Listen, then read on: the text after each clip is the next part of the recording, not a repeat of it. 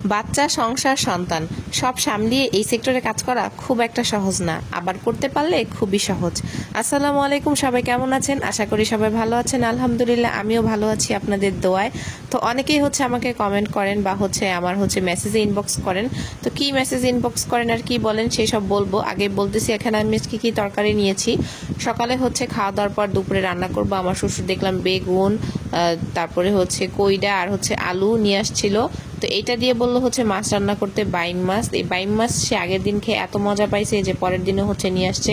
আর আজকে কি বলবো, এত এত কাজ। বাইম মাছ করতে কিন্তু অনেক সময় লাগে। আমার শাশুড়ি আর আমি বসে বসে 1 কেজি বাইম মাছ কাটতে কাটতে তো আমাদের মাজা হাত দিয়ে একদম কোমর ধরে গেছে। আর ওই টাইমটাই ছিল আমার ভিডিও ছাড়ার টাইম, 10টা বাজে সকাল। তো কিভাবে কি করবো, এই যে ম্যানেজ করা, এই পেজের কাজ, সংসারের কাজ, ওই টাইমটাই কিন্তু আমি পারতেছি না এসে আমার ভিডিওটা ছাড়তে।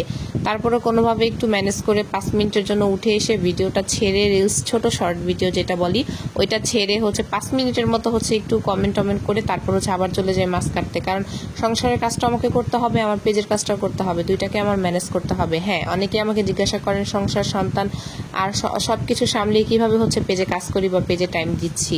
সবকিছু আসলে আপনার মাধ্যমে, আপনি কিভাবে কি মেনটেন করবেন। যেমন আপনাকে তো আর 24 ঘন্টা অনলাইনে থাকতে হচ্ছে না।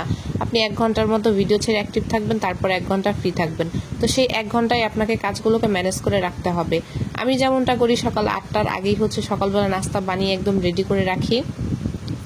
8টা বাজলে একটা ভিডিও দিই। 8টার পরে 8টা থেকে 9টা পর্যন্ত অ্যাক্টিভ থাকি। 9টা থেকে 10টা পর্যন্ত আমার যাবতীয় যে সংসারের কাজকর্ম আছে, রান্নার জন্য গুছানো কাজগুলো সব করে রাখি, থালা বাসন ধোয়া, কাপড় চাপড় ধোয়া। তারপর আমার সন্তানকেও যেটা টাইম দেওয়া, ওকে খাওয়ানো। এরপরে 10টা বাজে একটা ভিডিও ছাড়ি। যদি 10টা বাজে খুব বেশি কাজ থাকে, 10 থেকে 20 মিনিট অ্যাক্টিভ থাকতে পারি, বা কখনো আধা ঘন্টা, এর বেশি পারি না। ওই সময়টা আসলে কাজ থাকে, না করলে আসলে দুপুরে দেরি হয়ে যায়। তো তারপরে আমি 11টা বাজে পর্যন্ত অনেক সময় টাইম দিতে পারি, খুব কমই। এরপর চলে আসি রান্নাবান্না করতে। এরপর টানা 2টা পর্যন্ত, 1টা পর্যন্ত রান্নাবান্না, গোছল করানো, বাচ্চাকে খাওয়ানো, ঘুম পাড়ানো, সব এর মধ্যে আমাকে রেডি করতে হয়। এরপরে আমার বাকি কাজ। তো এইভাবে সামলিয়ে যদি আপনি কাজ করতে পারেন, তাহলে এই সেক্টরটা আপনার জন্য খুবই সহজ। হ্যাঁ, প্রথম হয়তো আপনার কতদিন কষ্ট হবে, কিন্তু আস্তে আস্তে আপনি সব পেরে যাবেন। মানুষ কিন্তু করতে পারলে, আস্তে আস্তে সইতে পারলেই সেটা তার কাছে খুব সহজ হয়ে যায়।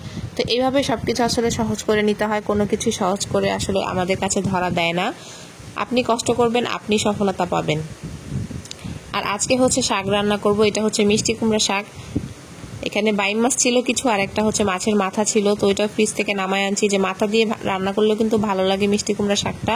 আর মিষ্টি কুমড়া শাকটা একটু মশলাটা বেশি দিচ্ছি, কারণ শাকে কিন্তু একটু মশলাটা বেশি লাগে। তেল, ঝাল বলেন, হলুদ বলেন, লবণ একদম পরিমাণ মতো না হলে কিন্তু ভালো লাগে না। যেহেতু অনেকগুলো শাক ছিল, তো এই পাতিলে আটতেছিল না। তো একটু কমানোর পরে উলট পালট করে দিচ্ছিলাম।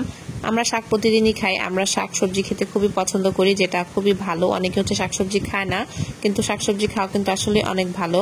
আমার ভিডিওটা যদি ভালো লাগে আপনাদের কাছে, অবশ্যই একটু লাইক কমেন্ট করে দিবেন। আজকে আর ভিডিও বাড়ালাম না, সবাইকে অসংখ্য ধন্যবাদ।